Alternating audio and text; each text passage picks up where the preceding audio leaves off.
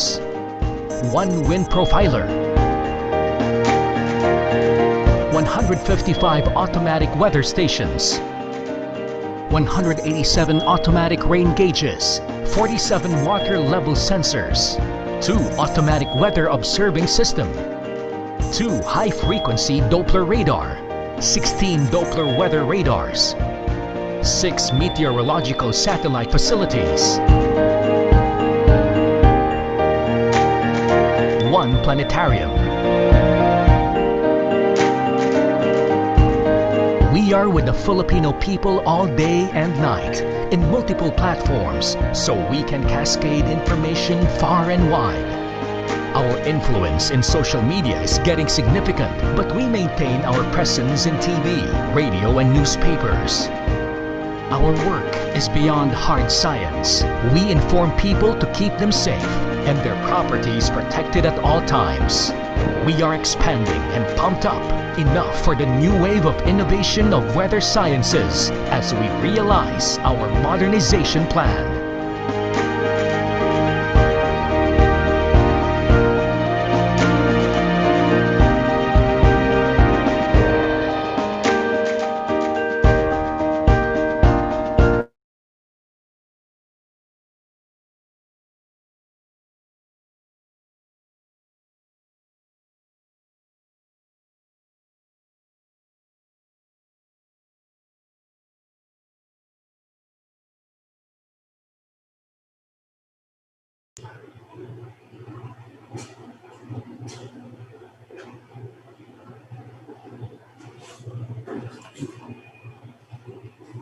Good morning, everyone. We're about to start. Ready na po ba lahat?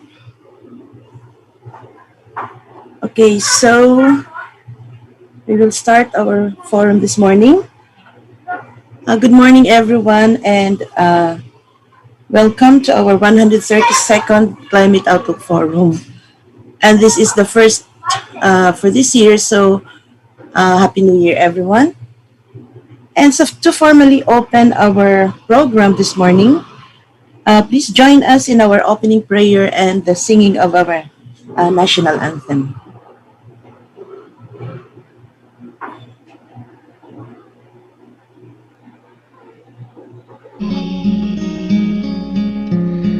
A song of love, and with one voice, with one song, we can sing together. Lord, make us strong, make us belong, and if we fall, help us build, always undivided. Love is the key. In unity, let's share His love with another. We are one. We are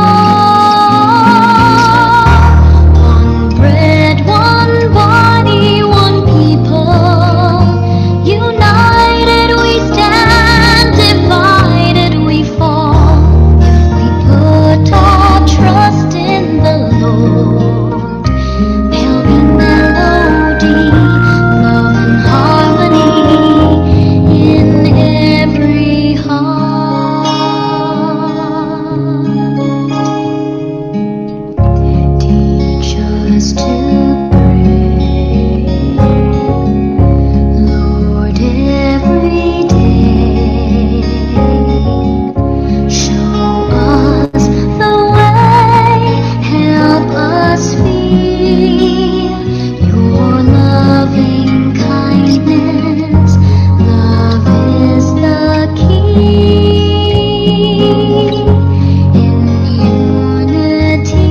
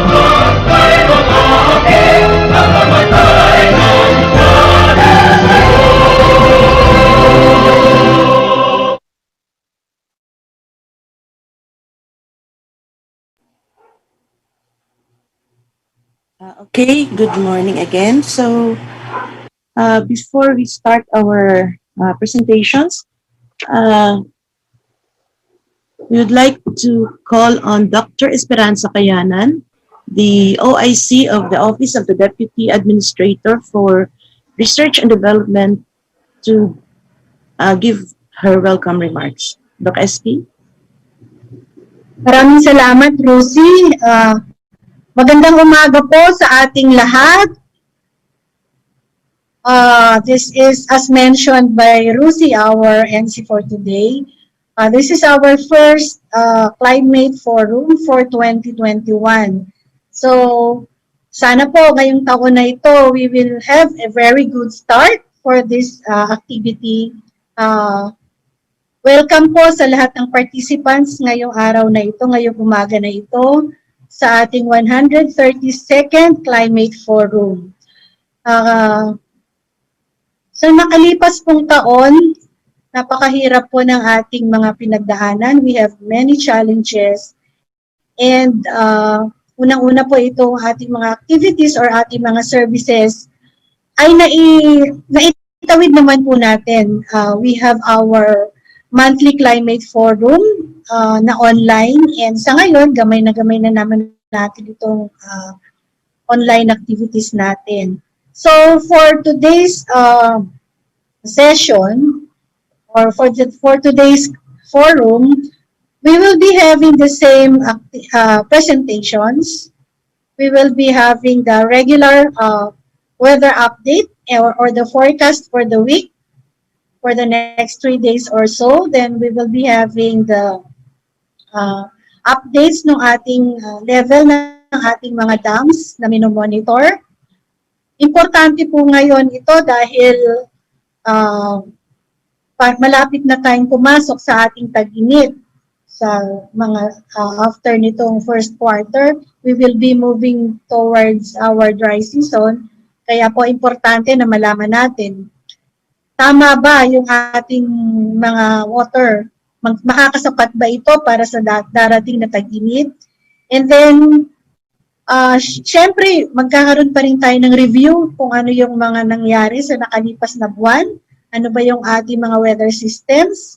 Meron pa ba tayong bagyo na aasahan? Ito yung ating titingnan naman doon sa ating climate outlook for the next 6 months. May La Nina pa kaya tayo hanggang sa susunod na quarter? Sa atin namang panahon, patuloy pa ba na magkakaroon tayo ng malamig na panahon? So ito yung mga tanong na naiisip natin. And ang importante po dito, yung mga impormasyon na matututunan natin ngayong araw na ito, ay makapagplano tayo sa ating mga activities ngayong susunod na mga buwan. Kaya napakahalaga po na nandito yung ating mga stakeholders. We have now 46 participants na naka-register po ngayon. Sana po yung ating mga stakeholders ay patuloy na makipag-participate po dito sa ating activity para na rin po sa ating maayos na pagpaplano sa ating mga kanya-kanyang areas or responsibilities.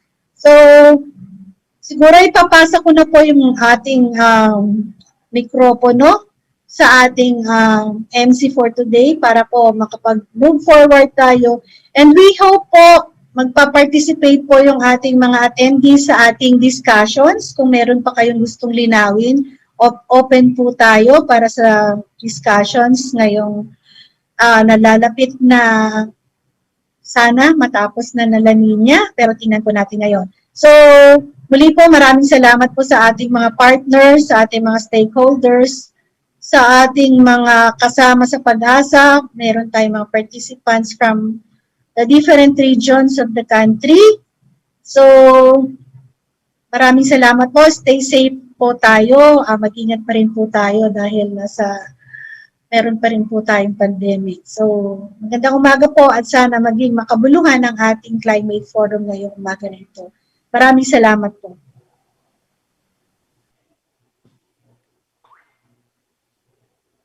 Thank you, Ma'am SP, for that message. And also, sana nga hopefully yung ating 2021 ay mas maging maganda na compared dun sa last year na naranasan natin. So later on, we will acknowledge our participants. So let's move on muna dito sa first natin na presentation. We would like to call Mr. Christopher Perez to give us the weather updates for the next 5 days. Christopher Perez is the Senior Weather Specialist from the Weather Forecasting Section of the Weather Division. Sir Chris? Magandang umaga po sa kanilang lahat. Narito latest weather update natin ngayong araw, January 27, 2020, and within the next 2 to 3 days din po yung extended natin na weather outlook. So nakikita po ba yung ating PowerPoint presentation? So I do hope nakikita naman po nila, no? Yes, kita na po. Okay. So sa ngayon po, walang ibang weather system na umiiral aside from the northeast monsoon na nakaka-apekto dito sa Luzon area. Kaya kung napapansin po nyo, medyo makulimlim na naman sa ibang parte ng Luzon and may kalamigan na naman yung ating daytime temperature, yung early morning temperature. And mamayang hapon, inaasahan naman or anytime within today, inaasahan na posibleng maging maulap, may mga pag-ulan dito sa summer provinces dahil may inaasahan tayong episode ng easterlies. Samantala dito naman sa lalawigan ng Quezon, sa Aurora at dito sa Bicol region, maulap po na may mga mahinang pag-ulan na dala nga ng amihan. The rest of the country, kasama na po ang Metro Manila, ay inaasahan natin na generally maliwalas ang panahon. Sa ibang bahagi ng Visayas at Mindanao, mainit at medyo malinsangan, pero may chance rin ng ilang isolated rain showers o thunderstorms. And yun nga, nabanggit natin, no? So itong lalawigan po ng Quezon, Aurora, at saka itong Bicol region ay magiging maulap dahil sa amihan. And dahil nga rin po sa umiral na may kalamigang hangin, mapapansin din natin na napakababa ng maximum daytime temperature dito sa Metro Manila. Posibleng maglaro lang sa around 29 degrees Celsius yung highest temperature ngayong araw in between 12 to 3 in the afternoon. Samantala, mas mababa pa rin dito nga sa may bandang Tugigaraw area na talagang exposed sa amihan, around 27 degrees Celsius lamang. Sa buong Visayas naman, except for the summer province na inaasahan nga nating maulap, may mga pag-ulan, the rest ay generally mainit at medyo maalinsangan panahon, same as with the Mindanao area. Ngayon, in terms of maximum daytime temperature, medyo may kababaan din ang inaasahan natin dito sa may bandang Tacloban, around 30 degrees Celsius lamang. Sa Mindanao area, so far pinakamataas na inaasahan natin sa Zamboanga, posibleng umabot po ng around 34 degrees Celsius ngayong araw.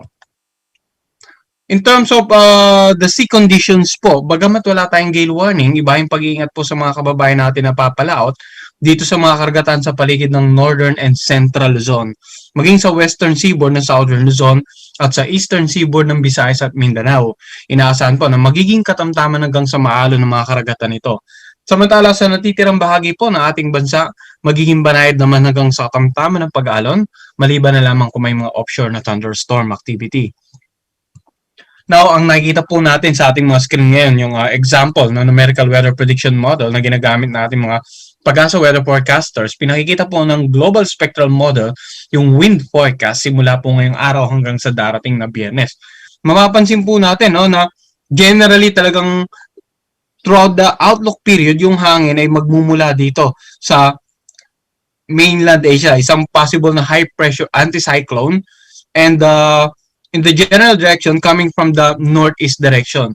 And wala rin po tayong inaasahan na circulation or bagyo throughout the outlook period. So basically, simula po ngayong araw na ito hanggang sa paparating na weekend, asahan pa rin natin na posible pa rin nga yung may kalamigang early morning or even daytime temperature, lalong-lalo na po dito sa northern Luzon at sa eastern section ng central Luzon.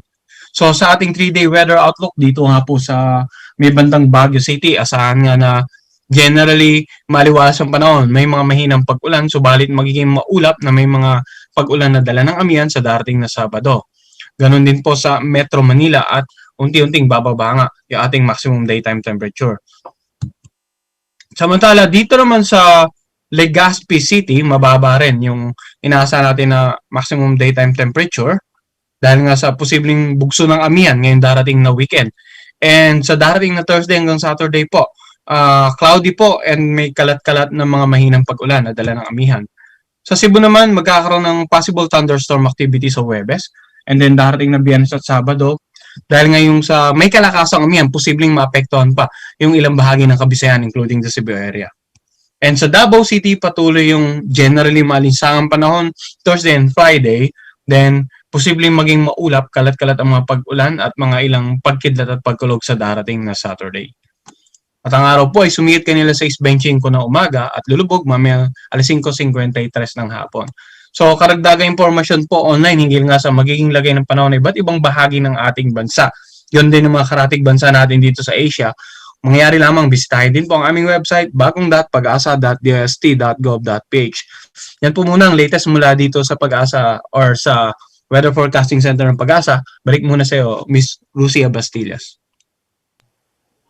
Thank you, Chris. So, yun. Wala tayong inaasahang bagyo in the next 5 days at medyo mararanasan pa rin natin yung ating malamig na panahon, lalo na dito po sa Luzon.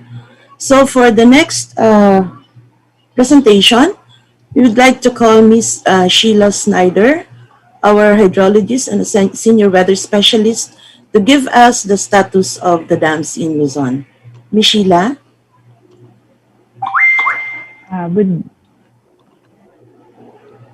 Good morning, Miss Lucy. Good morning, everyone.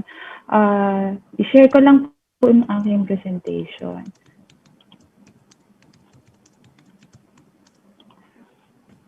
Nakikita na po? Yes. Yes, okay. Miss. So, I'll be presenting po, as mentioned by Miss Lucy, I'll be presenting the status of the monitored dams in Luzon. So, to start with, pakita ko lang po itong maps kung saan po strategically located itong ating mga ipipresent na dams sa major river basins na ating ding minomonitor. So, umpisahan natin dito sa may Agno River Basin na kung saan nandoon yung ang Buklaw Dam, Binga Dam, at saka ang San Roque Dam. This is a series of dam na if magkakaroon ng spilling ay dadaan po ito papunta ng Agno River. And then we have here in sa Magat Dam, going to Magat River, isa rin po siya sa 21 tributaries ng Cagayan River Basin. And then dito naman po sa upstream ng Pampanga River Basin, we have yung Pantabangan Dam. And then isa rin sa tributary ng Pampanga River is the Angat River, na kung saan nandoon naman yung Angat Dam and also the Ipo Dam. And then we have here in Tuliahan River Basin na nandoon naman po yung Lamesa Dam at ang Caliraya Dam dito sa Laguna. So ano na nga po ang elevation ng mga dams na ito? At as of 6 a.m., ang Angat Dam ay nasa 212.96. Ito ay tumaas ng 2 centimeters from its yesterday's elevation.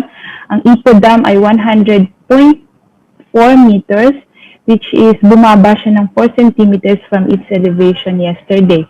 Ang Lamesa Dam ay the same lang, which meron tayong 79.57 meters. For ang Buklaw Dam, we have 751.12 meters. at tumaas siya ng 8 centimeters from its elevation yesterday.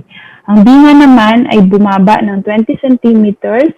Sa ngayon, meron siyang 573.89 meters.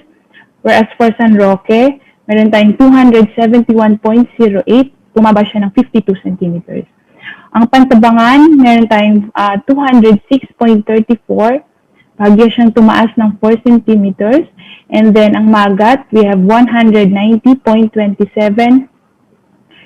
meters, tumaas siya ng 0.61 meters. At ang Kaleraya ay nasa 287.76 at ito ay bumaba ng 9 centimeters from its yesterday's elevation.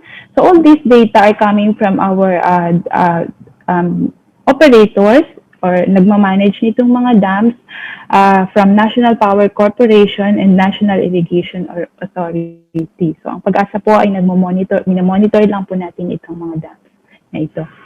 So tingnan naman po natin yung trend for the past 2 years. Ito, it is interesting to compare din naman po yung 2019 and 2020. So ito pong red line represents the normal high water level, or kapag lumalagpas na dyan, nagkakaroon po tayo ng mga spilling operation depending on dun din sa weather condition at dun sa time na yon. And then we have this lower limit na 180 meters naman po for Angat Dam. So ito naman pong magenta represents the 2019 trend, and then yun naman pong blue line here represents ng 2020 line. At ito naman pong yellow curve represents yung rule curve, or sinasabi natin as guide na masasabi natin, or we can say that masasatisfy natin yung mga requirements for the dams like water supply, irrigations, and water supply, for irrigation and for power. So if you will manotice din po na, we can notice here na dito po sa in 2019, nag-start po tayo na mas mataas ang elevation natin as compared ng 2020. So nakapag-ipon para po, but then kung makikita natin dito sa graph, bumaba pa po siya during nung time ng summer. Nagkaroon tayo ng mga water scarcity, and then so bumawi naman siya during the last quarter, kasi as stated din sa rule curve, talaga naman po at the end of the year ay tumataas po ang ating mga elevation dito sa Angat dahil na rin po sa mga nararanasan nating mga pag-ulan.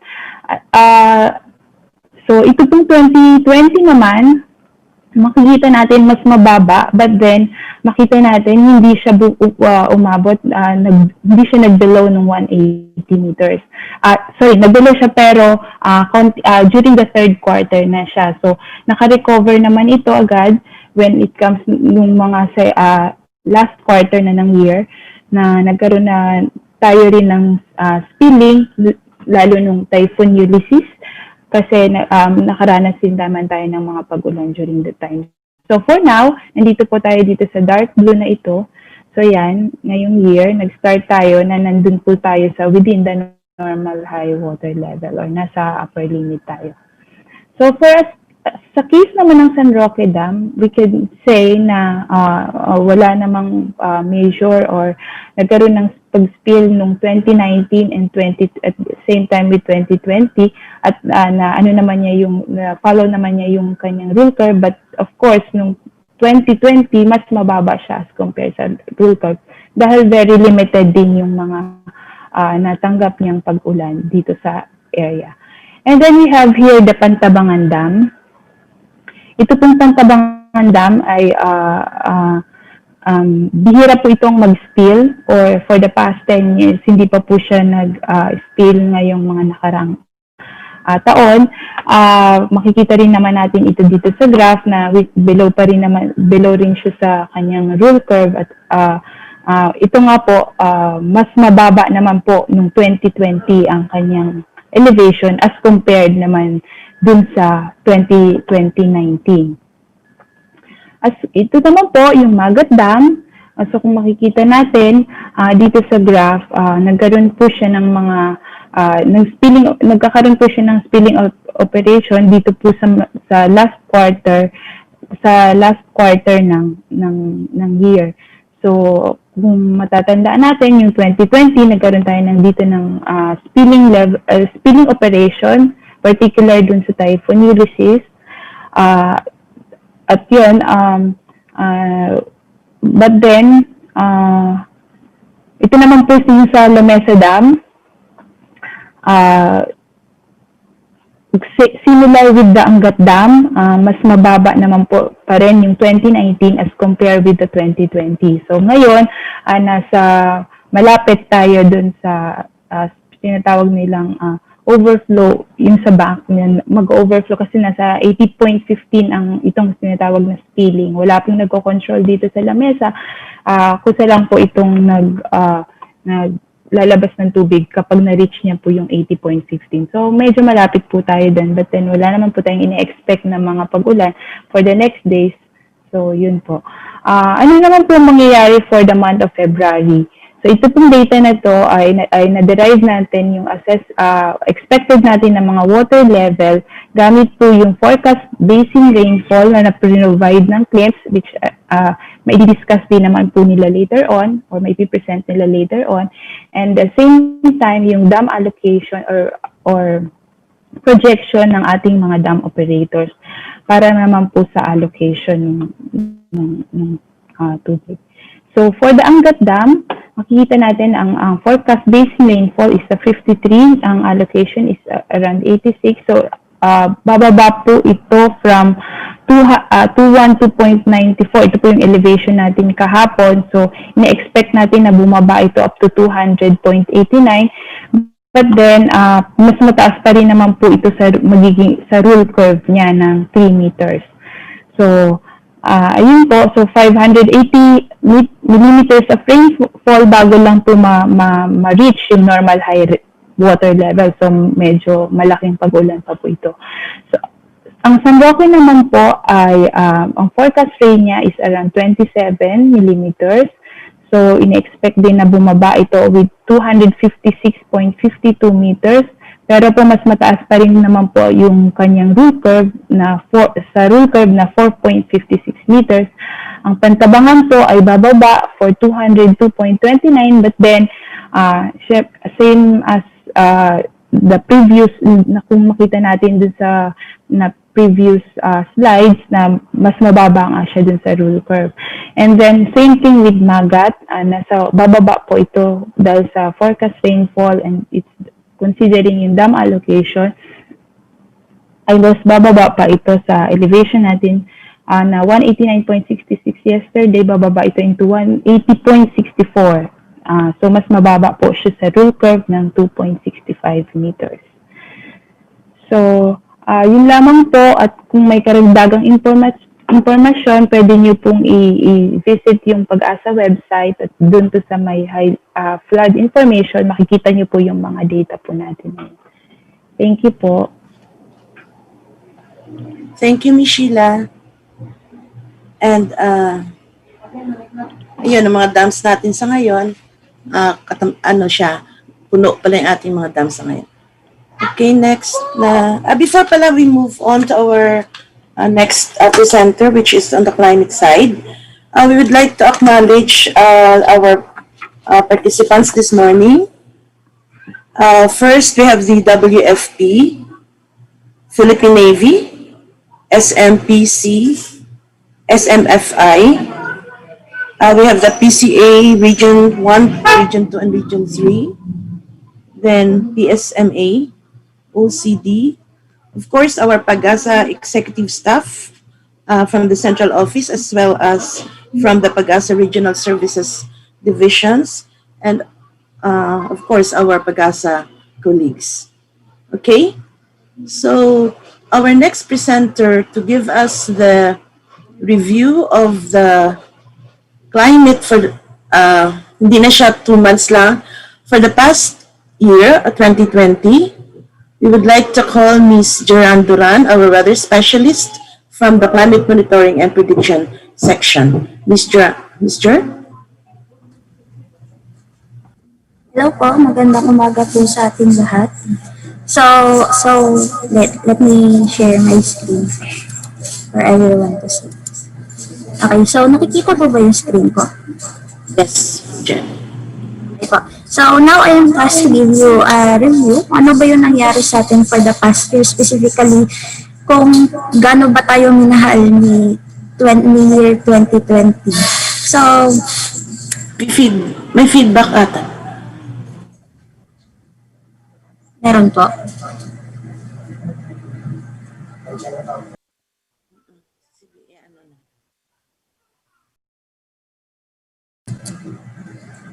Ayan po ma'am, okay na po ba?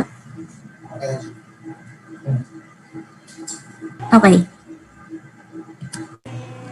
Okay na. So, to start my presentation, so alam naman natin na isa ang 2020 sa taon na hindi natin makakalimutan lahat. So, we've been stuck here for almost 1 year na dahil nga sa pandemic.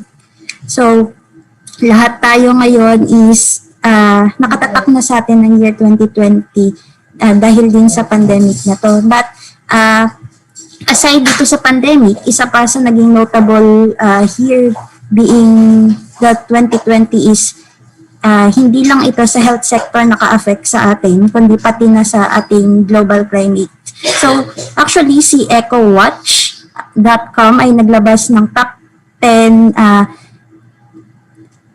record-breaking climate events for this year, and kinuha ko lang yung top 5. So, top 5 nilagay nila is si tropical Super Typhoon Goni, which is the strongest landfalling tropical cyclone on record. So sa mga hindi po familiar kay Goni, si Goni po is yung si tropical Super Typhoon Rolly natin. So tayo po yung nakatanggap ng strongest landfalling tropical cyclone on record. And alam naman natin kung gaano ang impact nito, especially dun sa mga natamaan over the Bicol region. And then of course, this year din nakaranas tayo ng maraming wildfire.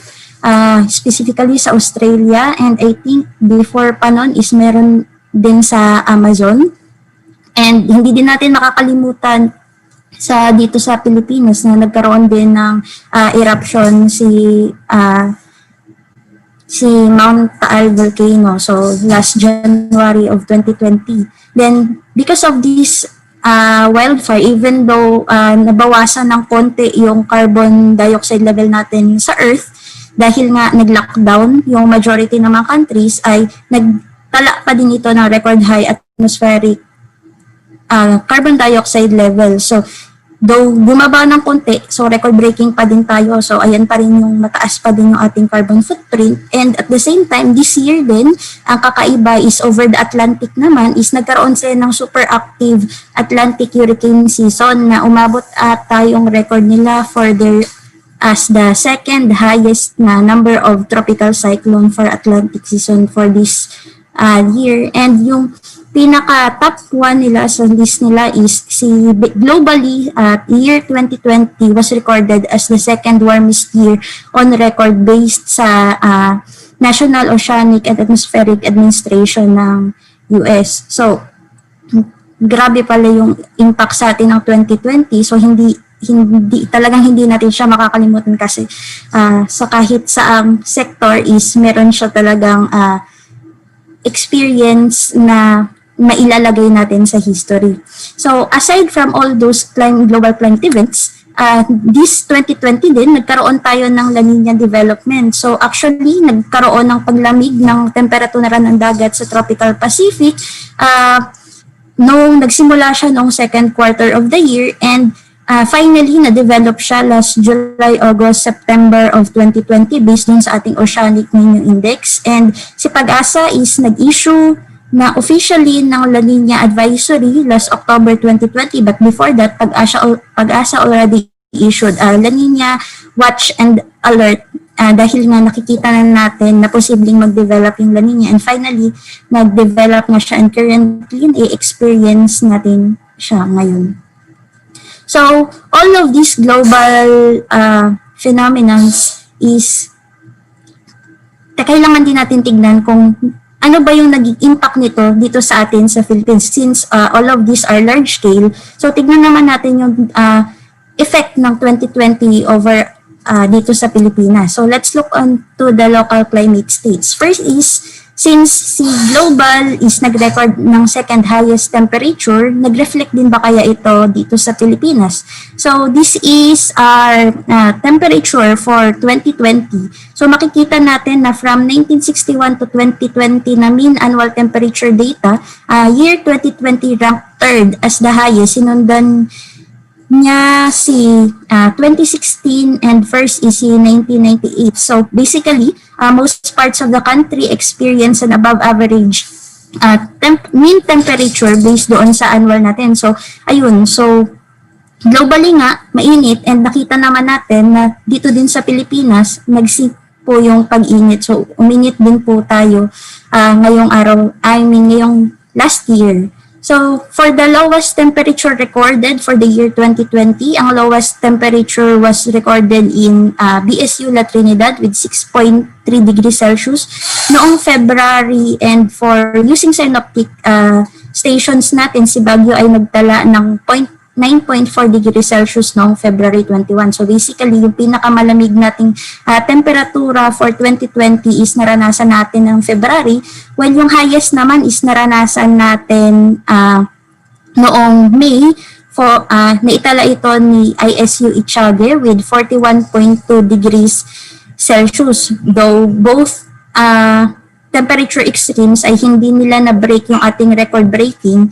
Si ating highest ay I think kulang na lang siya ng 1 degree kasi 42.2 ata yung all-time record breaking natin na temperature. So basically, mainit yung naranasan natin in terms of mean temperature. So to break this down, tignan natin yung ating nighttime and daytime temperature. So minimum temperature yung tinitignan natin for nighttime. So makikita natin puro pula din yung ating mapa, indicating na mas mataas kaysa sa normal yung temperatura na naitala sa atin ng taong 2020, and both yung ating daytime temperature, which is ang tinitignan natin is maximum temperature, na pula din. So kung titignan natin to, nakaranas tayo ng mainit na or warmer temperature, daytime temperature or warm daytime temperature but warmer nighttime temperature. So makikita natin mas mataas yung in-increase ng ating temperatura sa gabi. So kung mapapansin din niyo, noong nakaraang taon, kung nakaranas kayo ng alinsangan, so yung record natin for 2020 is heat index.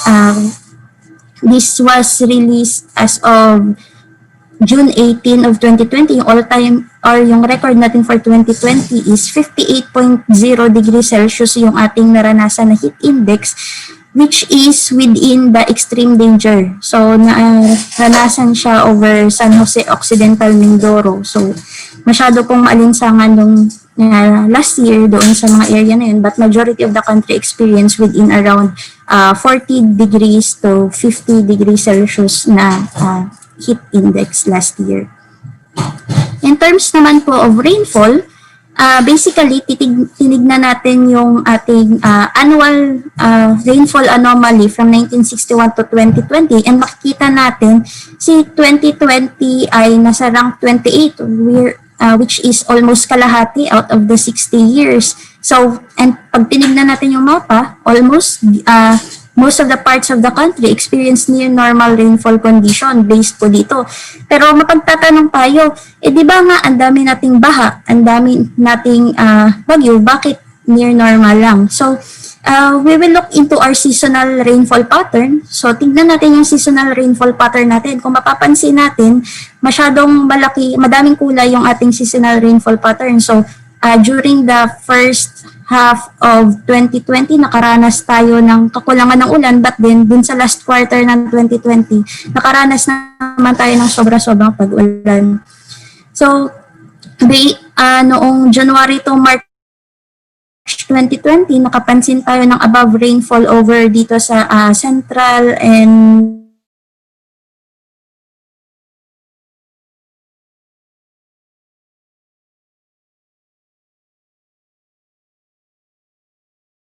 Luzon, Amihan, and is Philippines. So possible cause of this rainfall are the amihan surges, LPAs, tail end of the frontal systems, and of course, easterlies na pabagso-dugso. During April, May, June of 2020 naman, pumasok yung ating first tropical cyclone na si Tropical Cyclone Ambo during May of 2020. So kung mapapansin natin, below to near average yung rainfall natin, and posibleng naka-apekto sa atin is yung ating easterlies, and of course nagkaroon din tayo ng onset ng habagat during June of 2020. Pagdating naman ng July, August, September of 2020, makikita natin na below normal doon sa northern or sa Luzon area, while Visayas and Mindanao was near to above normal. So usually itong season na to, ito yung time kung saan pinakamarami yung ulan over dito sa northern Luzon area, kasi ito nga yung tinatawag nating habagat season. But then kung maaalala natin, meron tayong developing La Nina over this particular period, and one of the indicators or precursory impact ng La Nina is nagkakaroon ng reversal ng ulan. So nagkakaroon ng decrease ng ulan over this particular area, and makikita natin na nag-reflect siya doon sa ating seasonal rainfall pattern. So basically, during this season, medyo mahina yung habagat natin, and nag-expect tayo na may enhancement ng maraming tropical cyclone, but then hindi ganun kadami yung binigay nilang ulan. So even though tignan natin yung number of tropical cyclones, may passage ng 11 tropical cyclones, and pero majority nun is hindi landfalling or dumaan lang, and dumikit lang sila sa Philippine Area of Responsibility tapos umalis na. So ayun, hindi ganun kadami yung naibigay nating ulan. At the same time, over dito sa Mindanao area, nagkaroon dito ng may mga flooding incidents din na nagkaroon dito, since yung ating ITCZ naman during na panahon nito is na-trap din sa baba, hindi siya nakaakyat.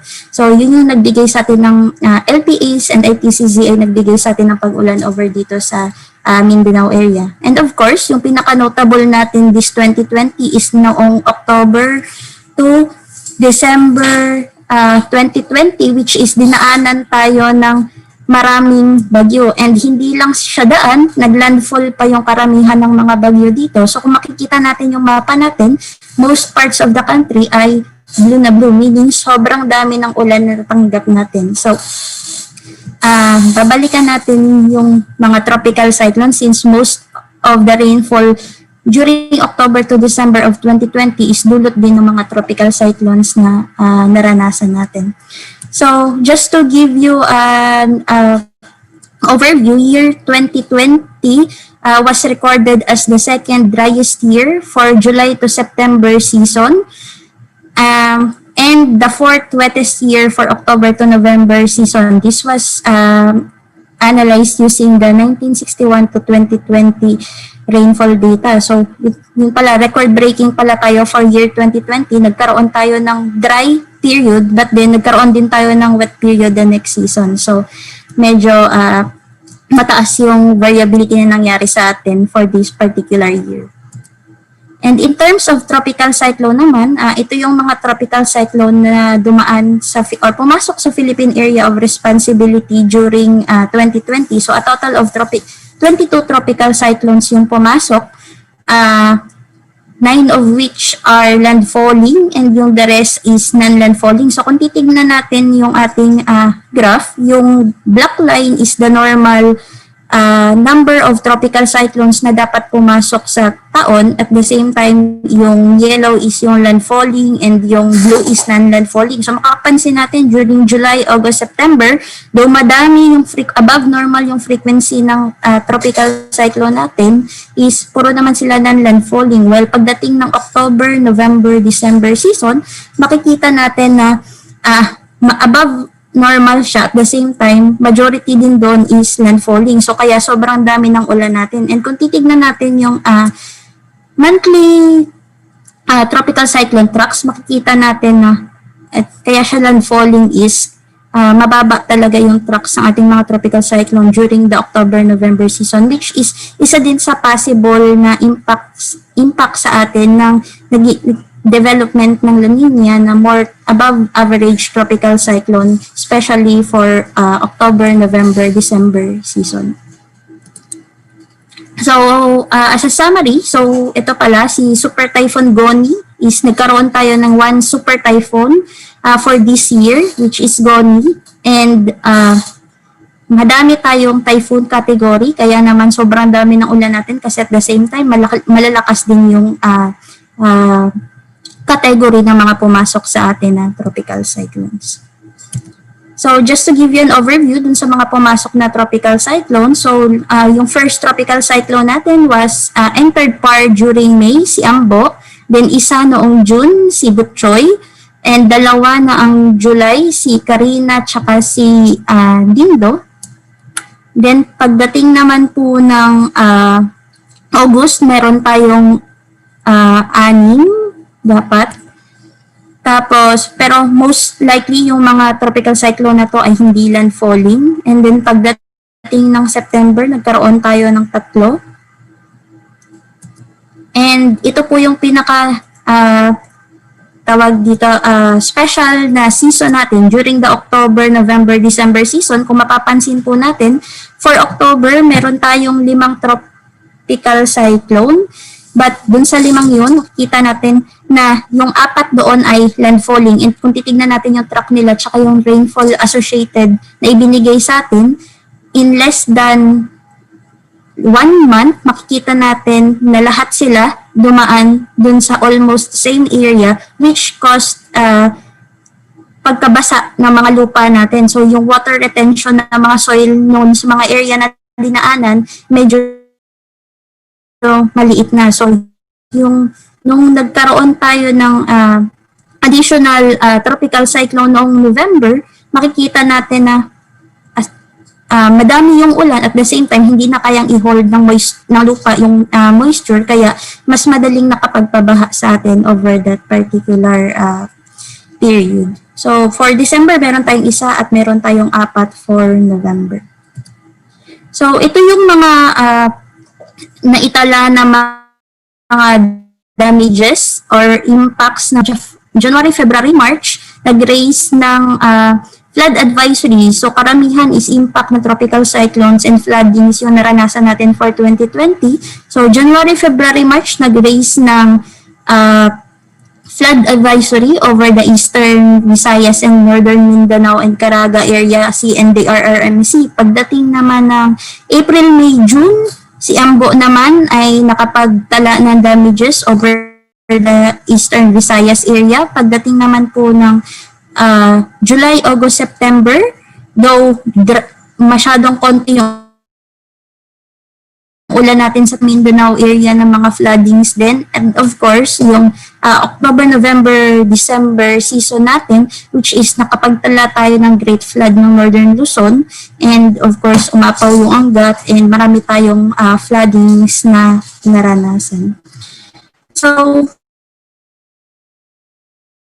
basically, nagkaroon tayo ng record-breaking mean annual temperature, which is nag-third highest for the third highest on record based sa 1961 to 2020 and so on. So marami pong nangyari sa atin for 2020, though ito po yung isang quote lang na iiwan ko from Lewis. Kung nanood po kayo ng Meet the Robinsons noong 2007, paboritong movie ko po kasi ito. Ang sabi niya, you just focus on the bad stuff when all you have to do was let go of the past and keep moving forward. So basically, kailangan na natin mag-move forward.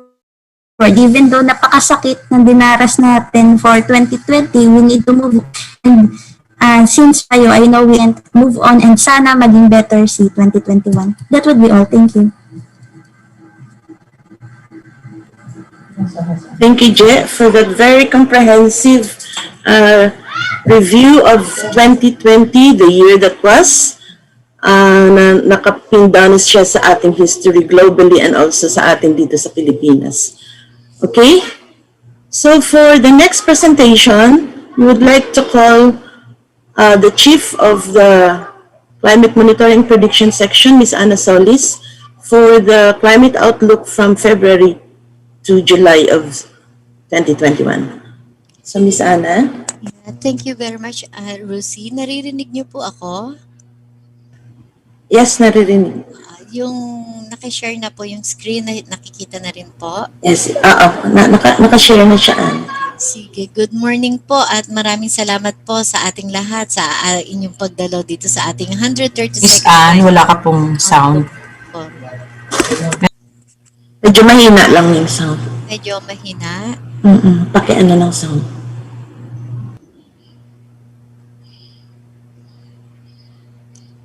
Okay na po. Hello? Mahina? Hello? Mahina po? Naririnig pero medyo lang mahina. Pero Medyo. sige. So, i-try natin na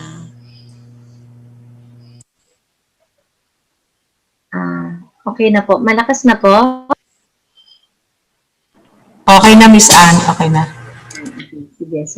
So sa papatuloy po ng ating Climate Outlook Forum, so ibibigay po natin yung Climate Outlook, yung fearless forecast po ng PAGASA. So bago po ang lahat, ay Happy New Year po sa ating lahat. So sabi nga po ni Ms. Gerard, better na mag-move on tayo at kalimutan natin yung mga naging challenges natin po during the past year, yung ating 2020. So moving on, so here's our Climate Outlook for February up to July 2021.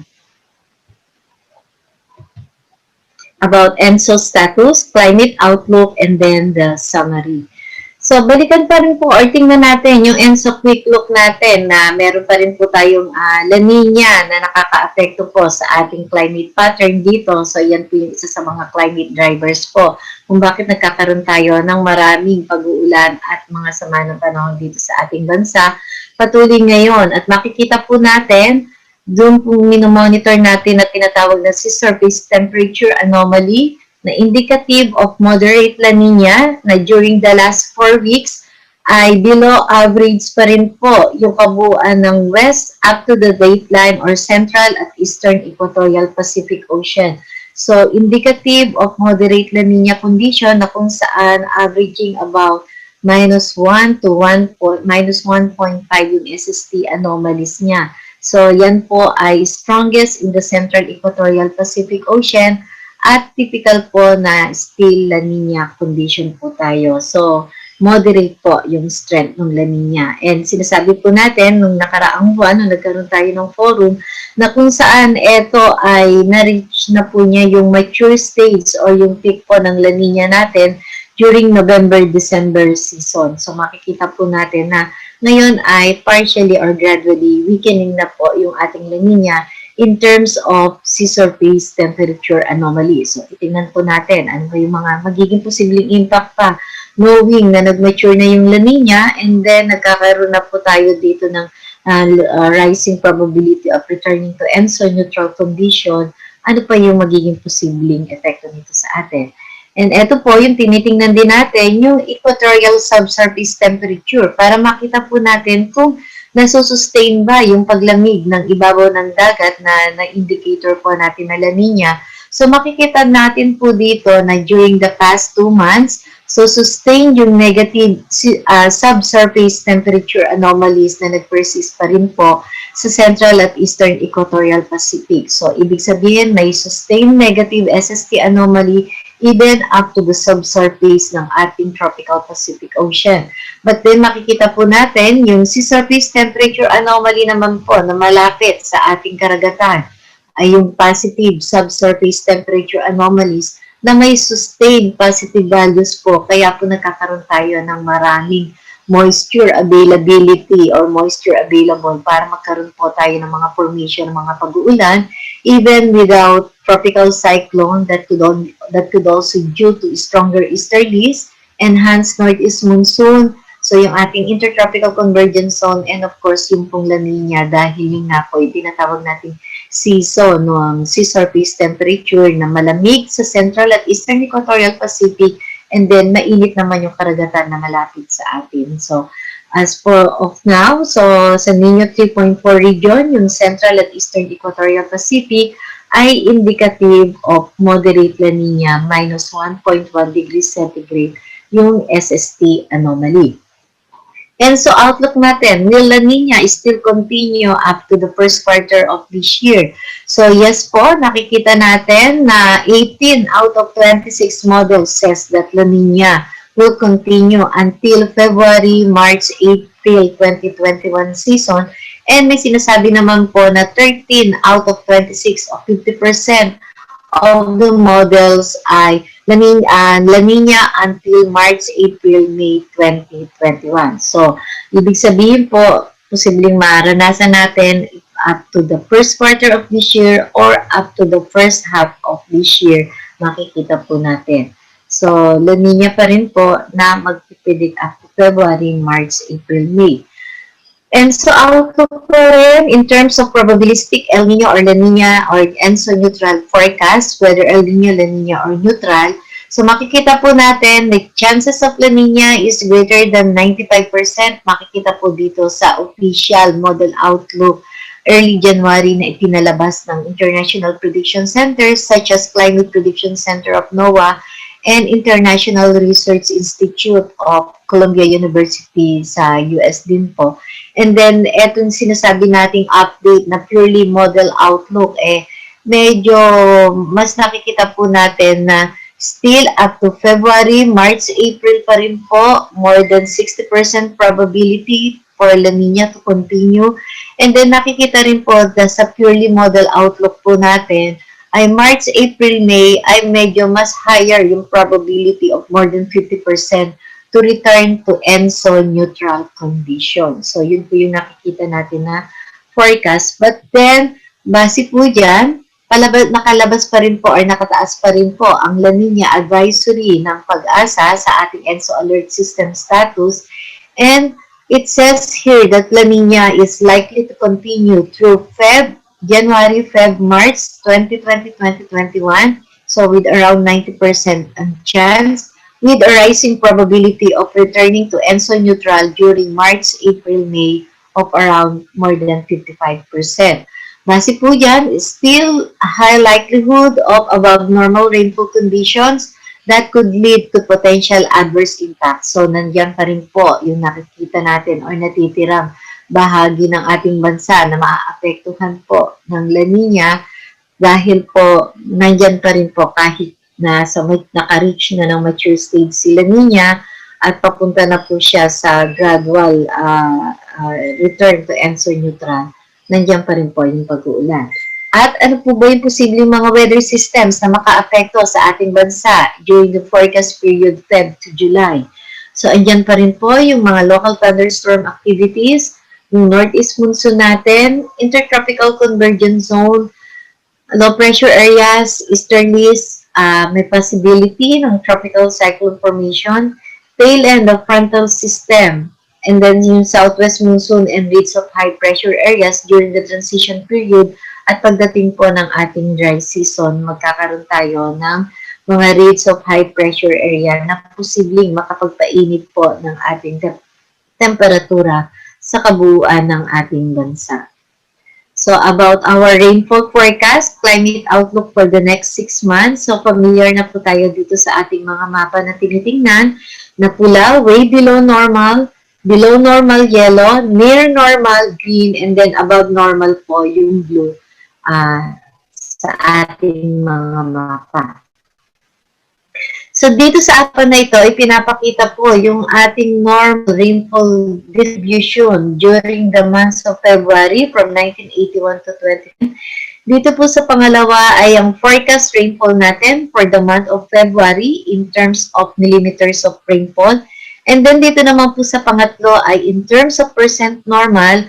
At dito po sa pang-apat is yung tinatawag nating probabilistic rainfall forecast. So, gaano ba kataas yung probability either below, near, or above normal rainfall conditions. So, makikita po natin dito sa pangatlong mapa in terms of percent normal ay generally near to above normal rainfall conditions with some patches of below to way below normal rainfall condition dito po sa may parte ng Western Luzon area, including portions of Palawan area. At kasama po dyan ay around 27 provinces na nakapaligid dito po sa Visayas, Mindanao at eastern side ng Luzon ay makakaranas po ng still above normal rainfall conditions.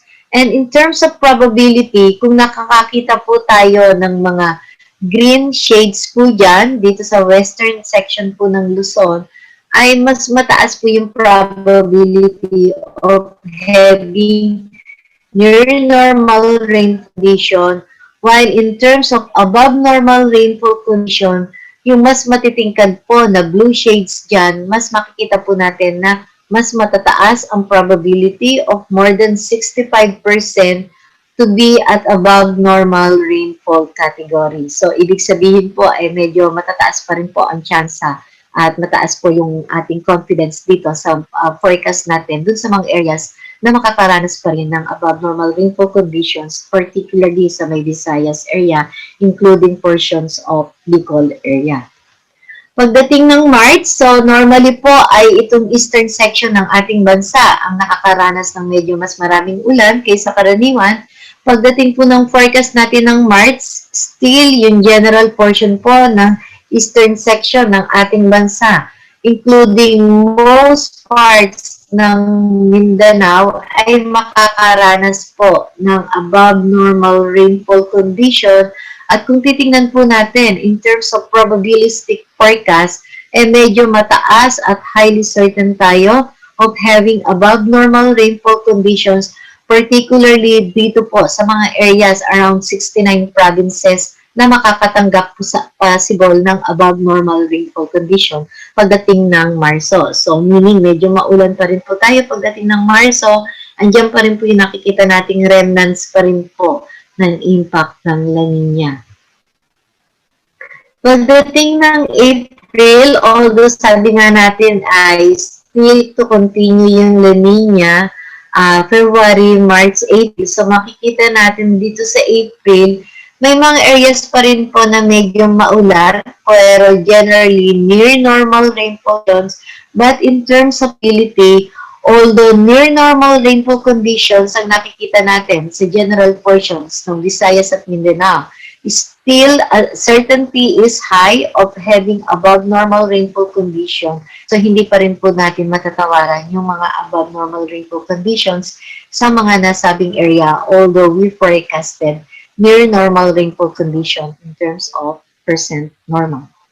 Pagdating ng Mayo, ay generally near normal rainfall conditions, so lesser probability of having above normal rainfall condition dahil mas lighter na po yung shades niyan. But then makikita natin po during the months of May, ay most parts ng ating bansa, karaniwan medyo maulan na rin po. Lalong-lalo na po dito sa may western section ng ating bansa. In terms of forecast rainfall, ay generally near normal rain. Ng June, so makikita pa rin po natin medyo maulan pa rin normally sa pagdating ng June. So usually po, yung ating onset ng rainy season ay during the last portion of May up to first half of June. So dito nakikita natin kung may possibility po tayo na generally near normal rainfall condition. Pagdating ng Hunyo, asahan po natin yung pasok ng tag-ulan. So, ano po yung nakikita natin nung forecast natin between February, March, April, May, June? Medyo maikli yung ating nakikitang dry season dahil pwede po o posible pong mag-extend yung medyo maraming ulan or rainfall distribution pagdating ng February at March. So, parang generally ay yung March and April lang po yung magiging dry season natin, which is parang magiging short dry season kung susumahin or titignan po natin base po doon sa rainfall forecast ng PAGASA, base po sa initial or recent initial condition po ng ating climate. Pagdating ng July, so normally po ay marami tayong pag-uulan dito sa western section ng ating bansa. Yung tinatawag nating mga type 1 climate. In terms of percent normal, ay generally near to above normal rainfall condition, particularly dito po sa western section ng ating bansa, particularly sa Luzon area. And in terms of probability, I still high chances or high probability of having above normal rainfall conditions distributed dito po sa most of Visayas area. Around 19 provinces might experience above normal rainfall condition during the months of July. So, yun po yung typically nating habagat season. So, in terms of forecast rainfall for percent normal sa mga bawat provinces po, so naandito, nakasama rin siya na kung saan February, March, April, medyo below normal rainfall condition in some areas of Luzon area, including portions of Mimaropa until April. But then, meron po tayong portions na during the months of March, medyo above normal rainfall conditions po sa mga nasabing area. And then, pagdating naman po dito sa may parte, sa general portions ng Visayas at Mindanao, ay generally near to above normal rainfall conditions except na below normal rainfall condition pagdating po ng July 2021 sa Visayas at Mindanao. Forecast rainfall in terms of millimeters of rain. So, summarize din po yan. Meron po tayong minimum and maximum rainfall forecast sa mga nasabing lugar. Watershed rainfall for selected dams and lakes natin for February to July. Andyan po yung sa Angat, Lameta Watershed, Lake Buhi, Lake Lanao, Magat Watershed, Malinaw, Pantabangan Watershed, and then yung San Roque Cascaded Watersheds natin na nandyan po, indicative po dyan sa ating mapa sa kanan. So, dyan po nakalagay yung ating mga watershed. So, area average po ng ating mga watershed dito sa rainfall forecast natin na kung saan ay generally near normal rainfall conditions except pagdating po ng mga February at March at July, still meron na po tayong mga above normal rainfall condition, particularly dito sa may Lake Buhi, Lake Lanao, and then dito sa may Malinaw Watershed, and also some portions dito po sa Pantabangan and San Roque pagdating ng March and July. And then meron po tayong below normal rainfall condition forecasted over Angat Watershed pagdating po ng February. May konting mga pag-uulan na above normal dito sa March, although maliliit po naman talaga ang ating ulan dyan normally. And then, pagdating ng April ay below normal pa rin po over Angat Watershed area natin. Forecast rainfall naman sa ating mga rain stations. So, makikita sa ating mga map, mga point stations. So, ibig sabihin po, point forecast po ang tinutukoy natin dito sa ating mga rainfall forecast sa mga rain station over selected dam areas. So makikita po natin generally below to near normal rainfall conditions pagdating ng February at April. May konting mga pag-uulan of above normal rainfall conditions sa March.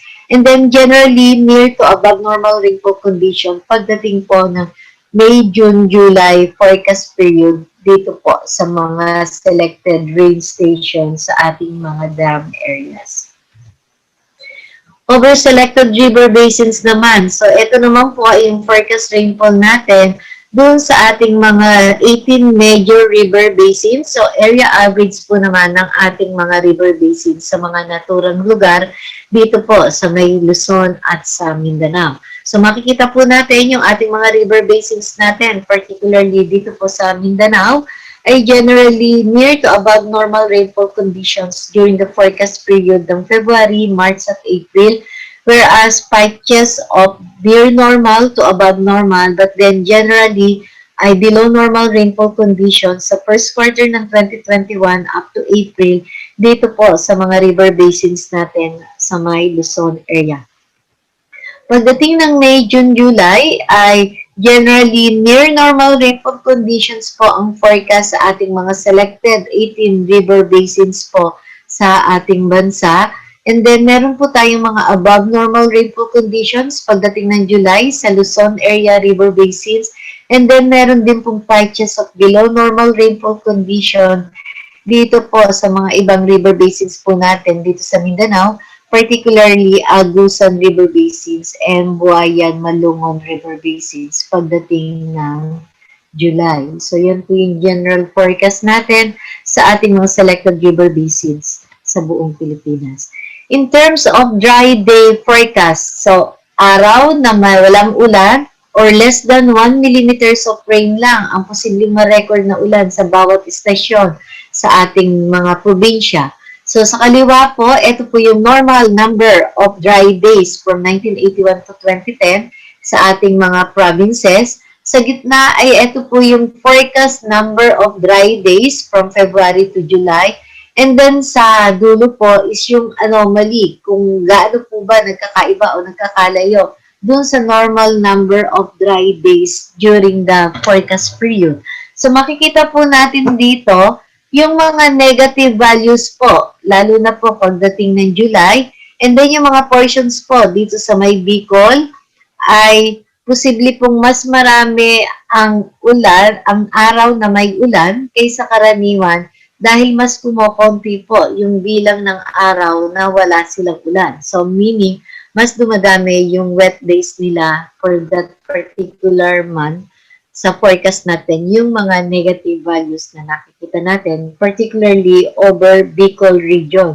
So, yun po yung nakikita natin. But then, dito sa may parte po ng mga Luzon provinces natin, hanggang Calabarzon, medyo normal yung ating dry days po or mas madami yung dry days po natin nakikita pagdating ng February, March at April season. Dito naman po sa ating Kabisayaan at Kamindanawan na lugar na forecast natin, so makikita po natin na positive yung dry days natin pagdating ng April, May, June, lalong-lalo na po yung July. So, meaning po, medyo mas madami yung dry days natin sa forecast period natin sa Visayas at Mindanao pagdating ng April, May, June, at July.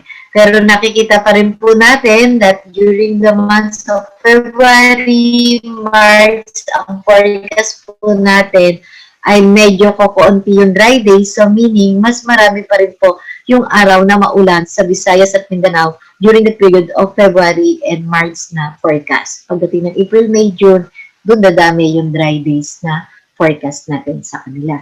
In terms of mean temperature, so ito po yung average na minimum at maximum temperature natin na kung saan posible nating masabing either near average siya, slightly below or above average, above or below average, at way above or way below average po. So, nakikita natin dyan na mas marami yung tinatawag na near average po. Yung walang shade na or walang kulay na mga bilog ay generally near average po yung nakikita natin. And then, may mga portions pa rin po na slightly below to below average po ang posible nating maranasan na malamig na temperatura.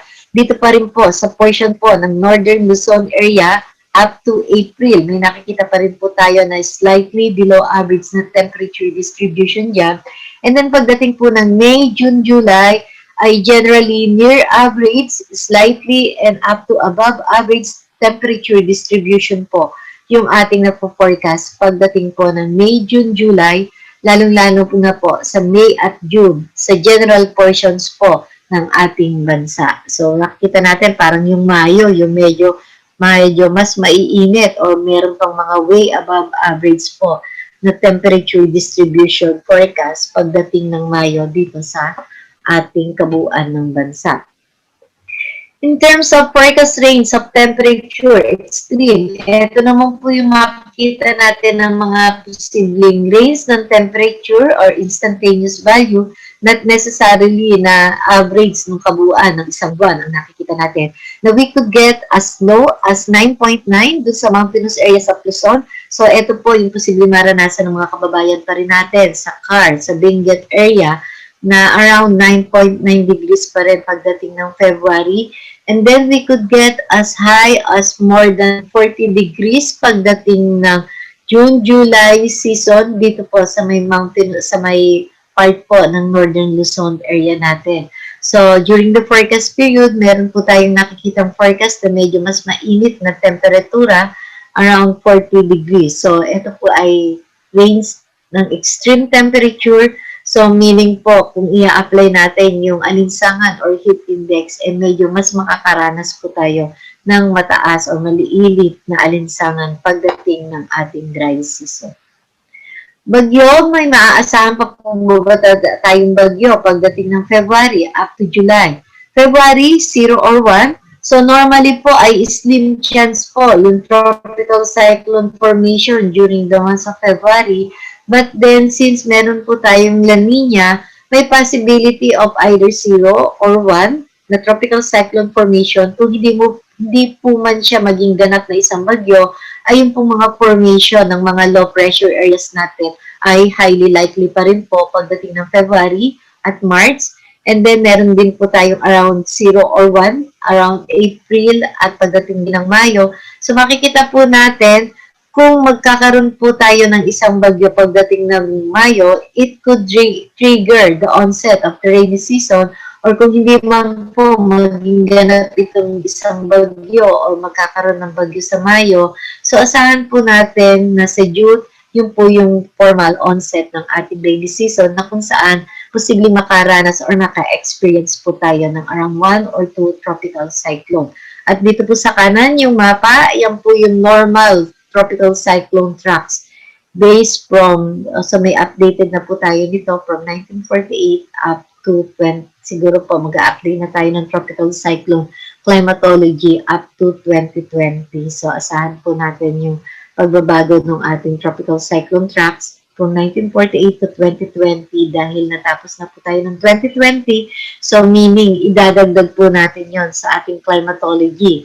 And based po pati sa WMO standard na mag-a-update po tayo ng 30-year po natin na climatology na instead na 1981 to 2010 ay posibleng magagamit na rin po natin yung 1991 to 2020 na baseline natin na reference climatology. So, pagkaabangan din po ninyo na mag-i-issue na po or magpapalabas ng pag-asa within the year ng ating bagong normal or yung 1991 to 2020 dataset.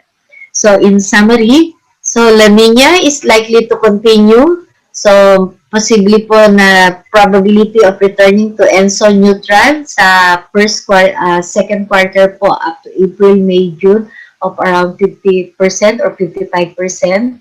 So, nakataas pa rin po ang ENSO alert system natin into La Nina advisory. So, asahan pa rin po natin sa February. Mag-i-issue pa rin po tayo ng La Nina advisory sa February.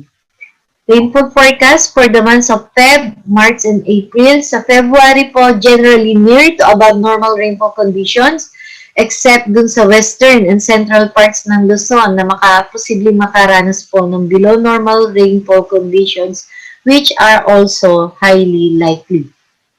Pagdating ng March 2021, so mostly above normal rainfall conditions po sa ating bansa. And then meron po sa mga areas sa ating Luzon area na posibleng makaranas po ng below to near normal rainfall conditions. And then pagdating po ng April, makikita po natin, asahan natin, ito na po yung typical nating dry season that might experience generally below normal rainfall conditions in Luzon and then near normal over most parts of Visayas and Mindanao. At kaakibat na rin po yung tinatawag natin uncertainty or yung confidence natin in terms of probabilistic forecast na ipinoprovide ng pag-asa. Pagdating po ng Mayo, generally the whole country might experience near normal rainfall condition. So asahan po natin between May and June yung onset ng rainy season. So yung pagpasok din po ng ating habagat and then yung mga tropical cyclone formation po muli. Generally near normal rainfall condition with some patches of above normal rainfall conditions sa may parte po ng Camarines Provinces, Southern Leyte, and Dinagat Island pagdating ng June. And then July 2021, generally near to above normal rainfall conditions in Luzon, while below to near normal rainfall sa Visayas and Mindanao. So, pakaasahan po natin na itong rainfall forecast na ibinibigay ng pag-asa for this forum ay ina-update po natin siya based on recent condition. So, maaari o posible na ito po ay magbago sa susunod na ating update. So, pakaasahan niyo po na watch for updates po. Ano po. So, in terms of temperature forecast, so may slightly cooler to near average po sa Feb up to April. And then, mostly near to slightly warmer pagdating ng May and June. So, nandiyan pa rin po yung maiinit na temperatura. And near to slightly cooler din po in July 2021. So, medyo marami tayong mga formation, posible ng mga mauulan. And then still, surges of northeast monsoon. Hindi pa rin po tapos ang ating northeast monsoon. Meron pa rin po tayong mararanasan ng mga bugso ng amihan that might provide colder temperatures. So, until Feb 2021 pa po yan. So, kailangan nakahanda pa rin po ang ating mga jacket. Ano po, malamig pa. And then, in terms of tropical cyclone forecast, 3 to 6 species might enter or develops inside part during the forecast period. And due to ongoing La Nina, magamat siya po ay naka-reach na ng kanyang mature stage or na-receive na niya yung peak niya at nandito na po sa gradual na return to enso neutral, nakikita pa rin po natin yung increased likelihood of above normal rainfall conditions doon po sa mga highly vulnerable areas natin, particularly dito sa Bicol, Visayas, and Mindanao area, and also some portions of eastern section ng Luzon. So, pakaabangan pa rin po natin yung mga posibleng pag-uulan dyan. So, itutuloy po natin. We will continue to closely monitor ito pong La Nina and mag-i-issue po tayo ng mga updates whenever necessary at pakaabangan niyo po yung ating next schedule ng Climate Forum up ng Feb 24 po. So, yun lang po. Maraming salamat po at Happy New Year po. Back to you, Miss Lucy. Okay, thank you, Miss Anna. Before we move on to our open forum, we will have a 5-minute break muna, and we would like to ask your cooperation to fill out our feedback survey form, the link which can be found in our chat box. And this Climate Forum survey was based on AO25 of the IATF recommendation for the frontline services included in our Citizens Charter. So, magbe-break muna tayo ng 5 minutes and please fill out our survey form. And then after that, after 5 minutes, we will have our question and answer portion, which will be hosted by Mr. Edric Cornelio. Mr. Edric, ready ka na?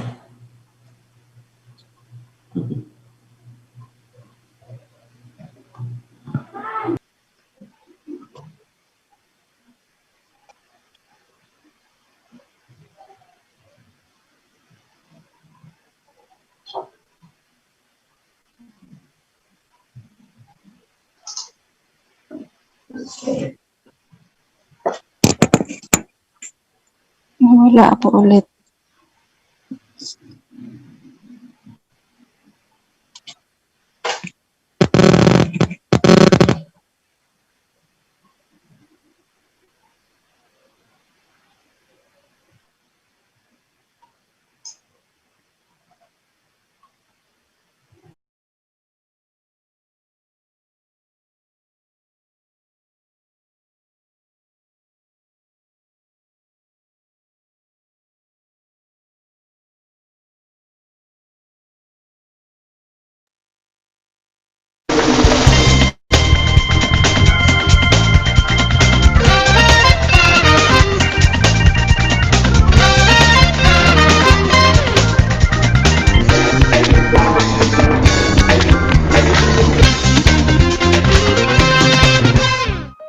The Philippines, through the Philippine Atmospheric, Geophysical, and Astronomical Services Administration, is a member of the World Meteorological Organization, a specialized body of the United Nations.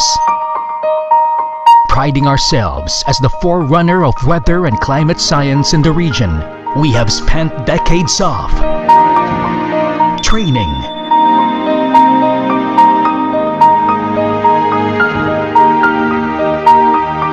research.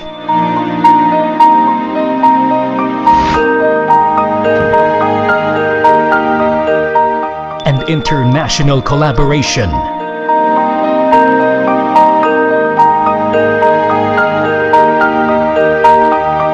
Originally stationed in Padre Faura, DOST-PAGASA is a critical national agency issuing tropical cyclone, flood, and climate forecasts and warnings. Growing proud to be a credible national meteorological and hydrometeorological service, peopled with highly trained weather forecasters and observers who keep up-to-date information on daily forecasts.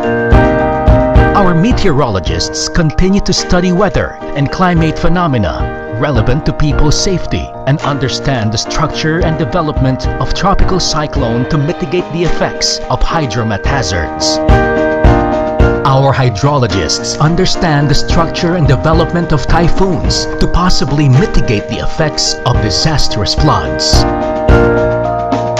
Our global reach has effective linkages with scientific organizations, promoting exchange of scientific information and cooperation among personnel engaged in atmospheric,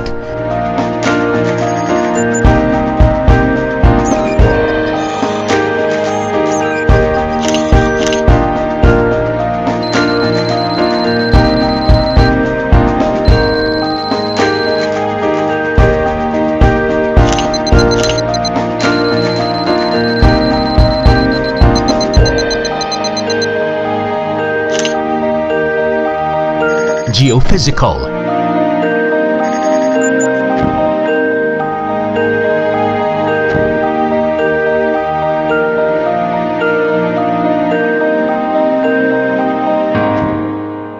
astronomical and space studies.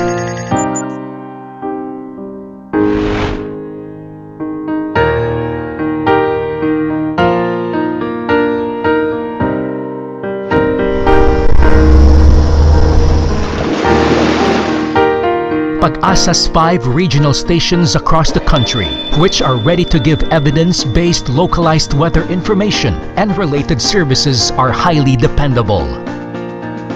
57 synoptic stations gathers all the meteorological elements at fixed observation times. 23 agromet stations provide agricultural meteorological advice. 8 upper air stations conduct observation of atmospheric pressure, temperature, humidity, and wind speed and direction, or a combination of all these variables at several layers of the upper atmosphere by electronic means. A wind tunnel used in aerodynamic research to study the effects of air moving past solid objects. 1 wind profiler. 155 automatic weather stations, 187 automatic rain gauges, 47 water level sensors, 2 automatic weather observing system, 2 high-frequency Doppler radar, 16 Doppler weather radars, 6 meteorological satellite facilities, 1 planetarium. We are with the Filipino people all day and night in multiple platforms so we can cascade information far and wide. Our influence in social media is getting significant, but we maintain our presence in TV, radio, and newspapers. Our work is beyond hard science.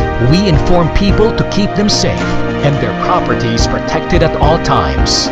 We are expanding and pumped up enough for the new wave of innovation of weather sciences as we realize our modernization plan.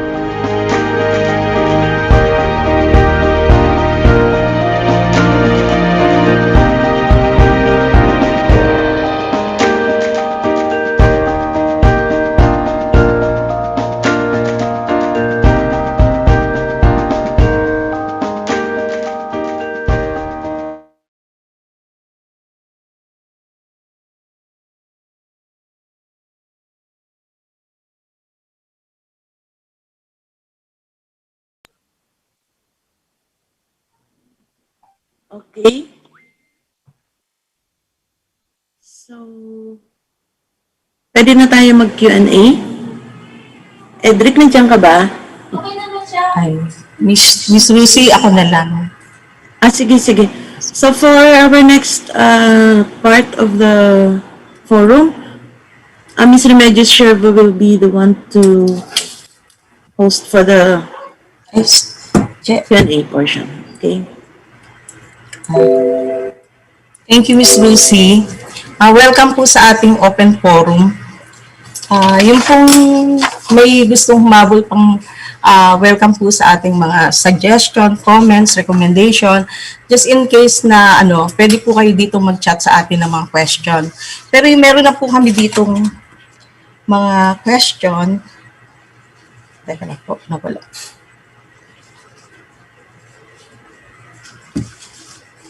Actually po, yung unang nabasa namin dito sa ating chat box ay hindi naman siya tanong from maybe suggestion or recommendation from Mr. Nestor. From Danny, so from FB chat po natin. Sabi po niya, sana po malayo pa lang ang bagyo or ulan ay magbukas or magbawas na ang mga dam para hindi sumabay. Kung kailan binabaha na idadagdagan pa ng kanilang pagpapalabas ng tubig. Kawawa naman po ang mga mamamayan. Salamat po. May magko-comment po ba dito sa atin? Miss Ana? Nandiyan po yung mga kasamahan natin sa Hydromet Division, Miss Sheila. Hi. Yes, ma'am. I'm Sheila po. Actually, ma'am, ito pong mga dams natin, like what we've said, mga multi-purpose dams po ito. So may mga siniserve po sila. For example, yung sa Magat is for irrigation purposes. So may mga may mga nakadependent po tayo na mga siniserve nga natin para sa ating mga farmers. So, like, for example, sa Magat, 85,000 hectares ang siniserve nila. So, may mga certain elevation na mini-maintain para po kasi ang dam naman is para maipunan natin ng tubig at magamit natin para sa pagka wala ng ulan na paparating kasi sayang naman kung itatapon natin ito. So yun po yun. Pinag-aaralan naman po ito at nairekomenda base sa recommendations ng NIA, ng NTC at the same time ng kasama ang PAGASA at ang mga NWRB kung ano po yung elevation na yun. So at that certain level, kailangan na po syempre kinonsider din yung structural integrity ng dam. So kapag at kino-consider din yung forecast rainfall, so para po mabuksan po kung kailan po tayo magde-decide para mabuksan ito. At of course, yung downstream area. So yun po yung mga malalaking mga conserve factors o considerations kung kailan po tayo kailangan magpakawala ng tubig sa dam. So yun po, sabi ko nga malaki ang factor nung forecast rainfall. So depende kung gaano kalakas ang dala ng bagyo kasi minsan may mga bagyo na kaunti naman yung dalang tubig. So kapag ito ay nagpakawala tapos kaunti lang naman yung tubig na dala nito, maaaring magkaroon tayo ng kakulangan sa tubig pagdating ng mga tagtuyo. So, wini-weigh po natin ito.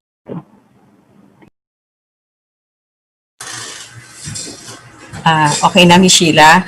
Thank you. Yun naman po yung mga sumunod na tanong, pagsasamahin ko na po from Mr. Cian Cristobal, tsaka kay Miss Abigail Cuenco. Sabi po, kailan po kaya ang start ng mga pamuo ng mga bagyo? Same with Miss Abigail, magkakaroon po ba ng bagyo? So, for nabase po dun sa, sa forecast po natin. So, although meron po tayong mga 0 or 1 na forecast na ating bagyo, so nandyan pa rin po yung posibleng formation ng tropical cyclone February, March, April.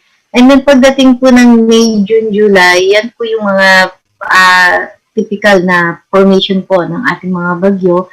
So may inaasahan pa rin po tayo ng mga tropical cyclone potential development po. So kaya abangan nyo lang po yung ating mga updates po dun sa ating Pag-asa website. Lalong-lalo na po yung day-to-day weather forecast po natin. So ibinibigay natin dito is yung long-term forecast sa Pag-asa website po at including dun sa ating mga social media accounts ng Pag-asa. Andyan po yung day-to-day weather forecast natin. So watch for updates for any tropical cyclone potential formation po in the coming days or months. Thank you, Miss Anna. Another question from Mr. Ed Liorca. Good morning po. Ask ko po, hanggang kailan ng La Nina at kailan po ba ang umpisa ng La Nina? El Nino.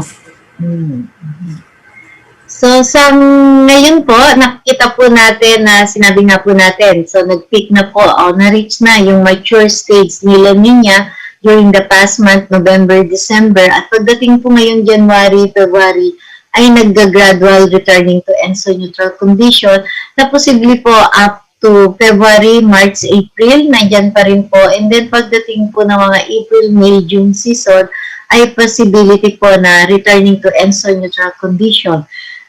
Kung sa El Nino, so medyo malayo pa po natin malalaman. But then, sabi nga po natin, yung mga previous forums po natin, sinasabi natin na during the past, during the last 10 years po, usually po, yung ating mga La Nina ay back-to-back events. So, ibig sabihin po, nagkakaroon tayo ng mga back-to-back La Nina.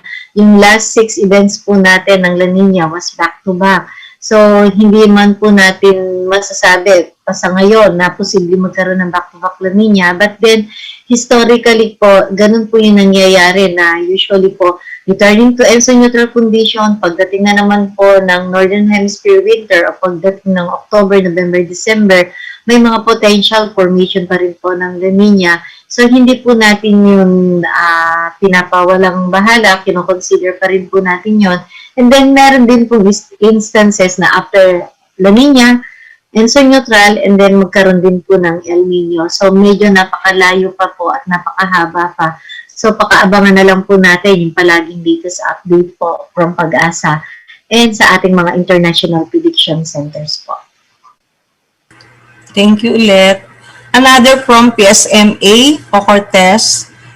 Sabi niya, thank you. Is it possible to obtain an inventory / list and location of your weather station in the sugarcane provinces, Tarlac, Batangas, Leyte, Cebu, Negros Occidental, Negros Oriental, Capiz, and Bukidnon? Thank you. I can po, Ma'am, Doc SP, Ma'am. Maybe Doc SP should active. Miss On. Opo. Nasan? Si Ma'am SP. Balikan na lang natin sila.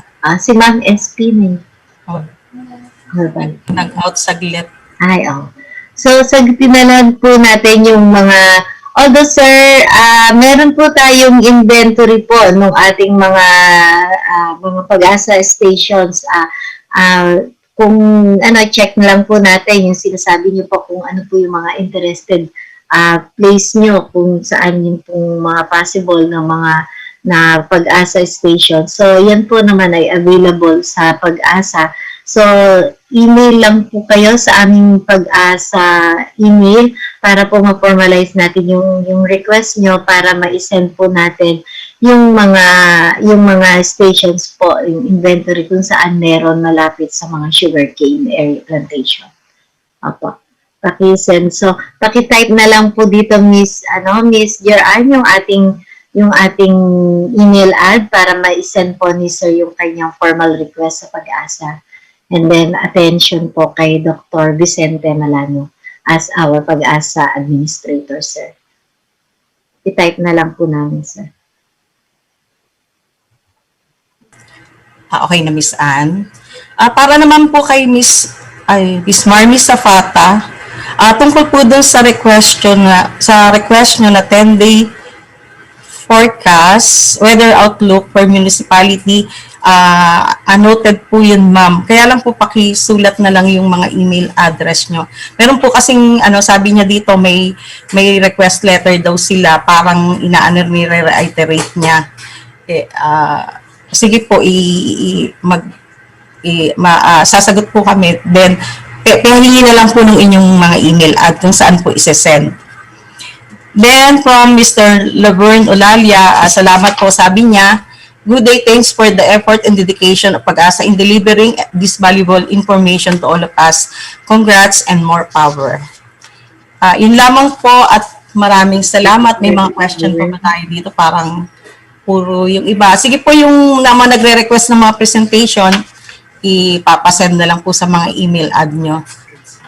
Miss Meron dito mga katanungan pa rin dito sa chat box, yung from Eva.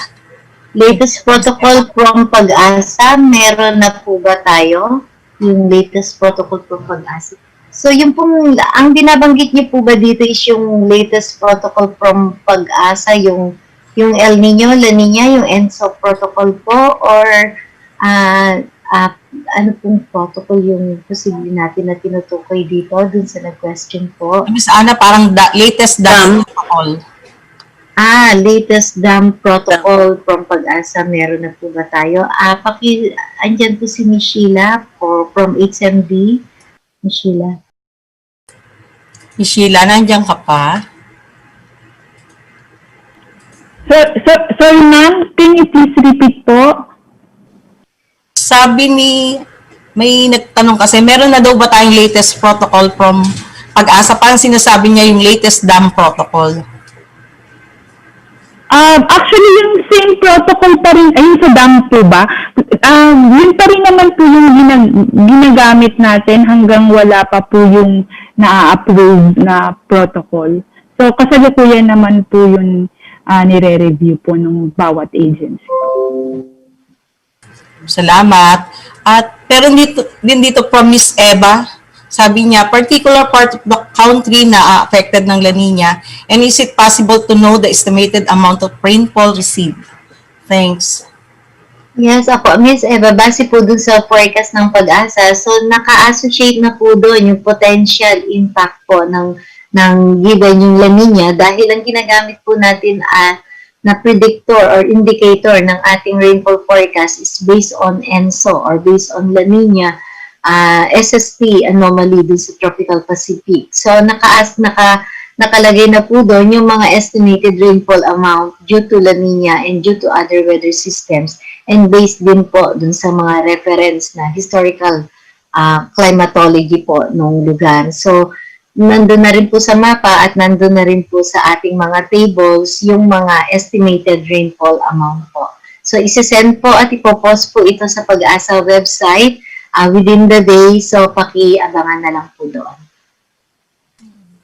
Parang may follow-up question po dito. Bakit wala pa po na-approve na latest DAM protocol samantalang napakatagal na po yan? Kailangan na po natin yan. I think nire-review naman po nila as ASAP yun. So, baka manghingi na lang po tayo ng update po siguro. Tsaka madagdag na rin po natin, yung po kasing latest, yung DAM protocol po ay hindi lang po yung nakasalalay sa PAGASA, yun po ay interagency commitment po at nagkaroon din po ng parang special committee po para po dyan sa pag-revise ng DAM protocol. So, hindi po ito nakasalalay lang sa PAGASA. Yung mga inputs po ng PAGASA ay isa lang po na kino-consider sa pag-revise ng DAM protocols po natin. So, yan po ay interagency commitment. So, hindi lang po si PAGASA. Kaya medyo nandun pa rin po tayo sa usual na proseso na ma-revise po yung DAM protocols po. Sige po, sana po nasagot yung tanong nyo. And then, from SMPC, Mr. Rabrock Bequiso, sabi niya, based from forecast numbers, is 2021 considered a La Nina year or a neutral year? Medyo parang yung forecast number niya. Tinanong ko kasi siya kung ano ba yung ibig sabihin niya sa forecast number. Yung 2020-2021 could be considered as La Nina year, pero hindi naman po siya mako-cover yung buong year, kundi tinitingnan po natin yung season. Kaya kung mapapansin niyo po, yung indicator natin for La Nina is using seasonal, yung 3-month average po. So meaning, we could consider a La Nina year, at least meron po tayong mga tinatawag na nagkaroon ng La Nina condition. So for now, 2020-2021 could be considered as La Nina year. So may pipiliin na tayo na season. For example po, nag-start si La Nina October. So October 2020 up to, posibleng up to April or May could be considered, 2021 could be considered as La Nina year or La Nina season. Even. Po, sabi po, yung nakalagay lang kasi dito 132nd CF, pero from Mia Opris po ba to? Sabi niya, kailan pa kayo magpapatawag ng meeting sa bawat agency para matapos na po yung latest dam protocol? Mas kailangan po natin to. Ma'am? Ay, sir, nandiyan po ba si Sir Roy? Sige po. Yes. Ayan, si Sir Roy. Opo.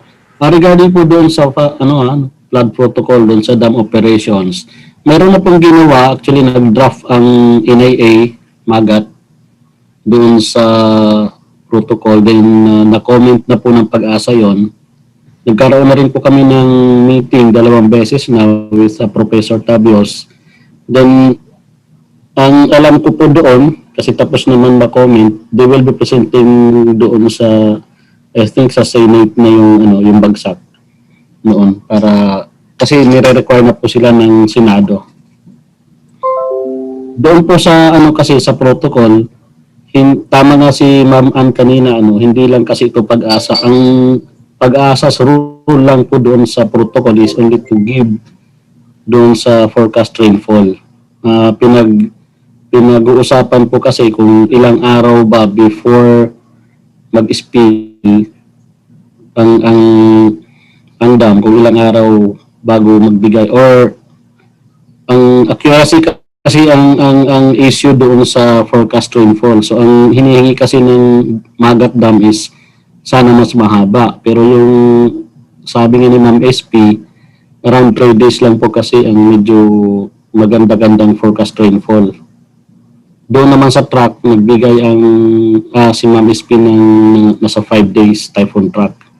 So yun po yung kino-consider natin, hindi kasi basta-basta din kasi magbigay tayo ng mga data kung hindi din tayo nakaka-tiyak doon sa accuracy. Yun lang po. Malapit na po matapos yun, yung sa Magat.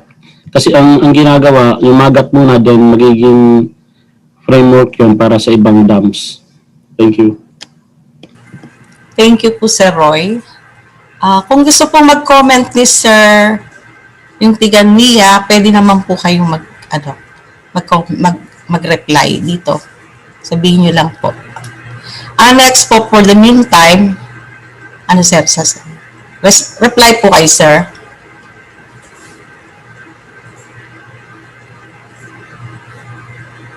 Sige, punta na lang tayo dun sa next question. May nagtanong po dito, sabi, good morning from Nabmeto, Philippine Navy. Good morning, ma'am. May typhoon doctrine po ba kayo, ma'am? Hindi ko lang malaman. Ano ba yung typhoon doctrine na sinasabi niya? Miss Ann? Pwedeng gamitin ni sir yung microphone para ma-clarify po natin yung question ni sir. Sir, may clarification lang po sa question nyo. You can use your microphone, sir. Good morning, ma'am. Second, Morvin Margaha, ma'am. Si Morvin, ma'am? Morvin Margaha, ma'am. Yes, sir. Graduate din ng may MTTC 2011, ma'am. Okay, sir. Apo. Ma'am, tanong ko lang kasi about sa typhoon doctrine, ma'am, kasi kung mayroon kayo mo, about para kung, halimbawa, kasi sa Philippine Navy kami, ma'am, sa, kung kasi namin sa, kailangan namin sa mga barko namin, ma'am, kung ano yung protocol nyo na, kung, halimbawa, kung pwede kaming, kung may bagyo, kailangan namin kasi yung mga doktrina mo na kung ano yung status ng bagyo natin, kung saan, kung pwede ba silang maglayag, ma'am, yung mga barko namin. Kailangan lang kasi namin, parang manual siya, ma'am, manual. May tiga-weather division po ba dito? Tiga-weather division din. Nakaalis na si Chris. Meeting yata si Sir Chris eh. Sabi din siya. Opo. Sir, ano po, i-communicate po namin yung request nyo sa sa weather division, sa weather forecasting section. Kasi since ISO certified po si weather division, so meron po tayong mga nabalangkas na pong mga manuals or guidance manual po dun sa operation. So including po yan, yung sa mga shipping forecast at sa mga gale warnings po, yun po ay makakatulong sa inyo. So yun po yung siguro need nyong ma-avail ng mga document or guidance manual po from PAGASA. So siguro po, maybe you can get in touch with us and then i-forward po namin sa weather division para po may provide nila yung kailangan ninyo. Yes, ma'am, magbigay na lang kami, ma'am, ng Gmail, ma'am. Yes, sir. Paki-send na lang po dito sa chat box and then i-forward po namin sa weather forecasting. Thank you, ma'am. Ginsend ko na, ma'am, kayong Mr. Ma'am Eugenio, yung Gmail namin, ma'am. Okay, sige, sir. Thank you po. Opo. Thank you, ma'am. Send namin sa weather forecasting po. Thank you, sir. Thank you so much, ma'am. Opo. Welcome, sir. Thank you, sir. May gusto pa po bang magtanong or mag-suggest or comments? Wala na, naubos na po kasi mga tanong dito sa chat box.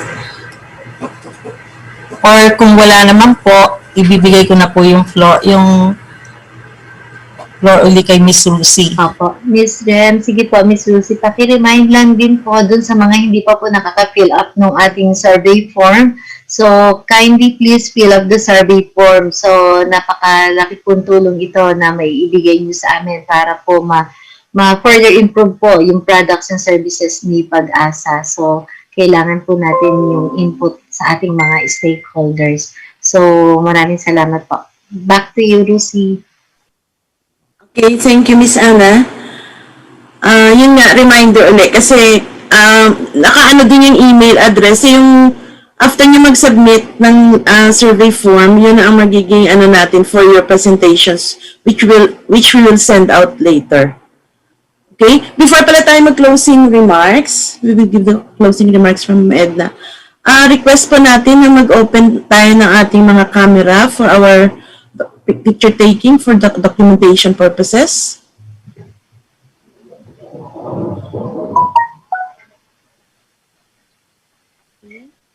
Hindi natalaw sa akin yung background, kaya hindi na ako nagpalit ng virtual background. Ay, ano? Sheila.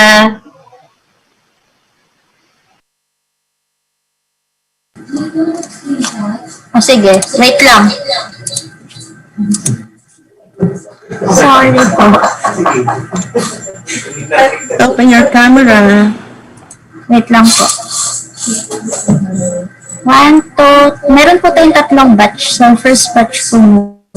1, 2, 3, smile. Smiling.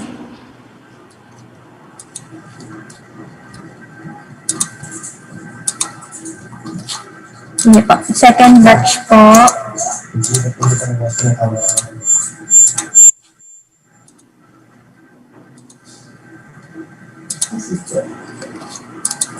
And third batch.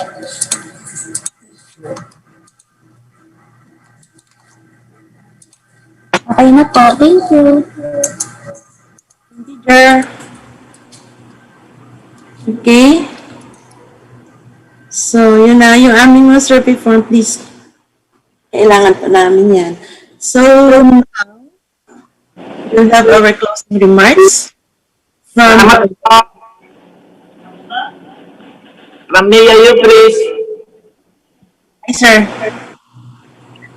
Okay na po, sir. Okay na po. Salamat po. Salamat, sir. So to give us the closing remarks, we would like to have Ms. Edna Wanilio, the Chief of the Climatology and Agrometeorology Division, for the closing remarks. A blessed day po muli sa ating lahat, and I would just like to take this opportunity to greet and wish you all a very happy new year, and gawa po nasa mabuti tayong kalagayan lagi. Thank you very much for your active participation and for joining us in this 132nd Climate Outlook Forum. Nagpapasalamat din po kami sa ating mga speakers from the Weather Division, from the Hydromet Division, and most especially those from the Claims, Climatology, and Agrimeteorology Division for all their hard work and effort in always making this forum successful. I would also like to mention the support of our Administrator, Dr. Vicente Molano, and our OIC Deputy Administrator for R&D, Dr. Esperanza Kayanan, and also our colleagues from the ICT, Engineering and Technical Services Division for all their assistance. Muli po ay inaasahan namin na magkikita-kita tayo sa susunod na Climate Outlook Forum. Ingat po tayo lahat, and God bless us all. Maraming salamat po.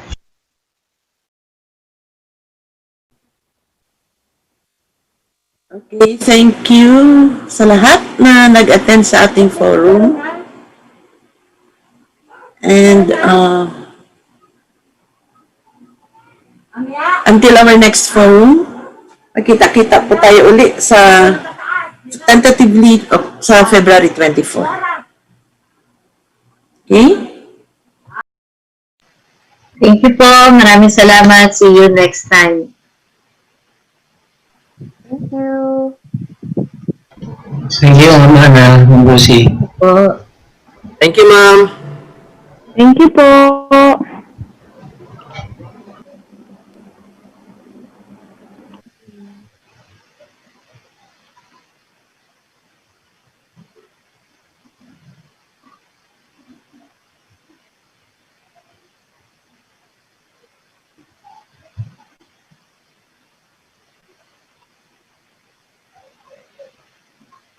Thank you sa ICT, PAGASA.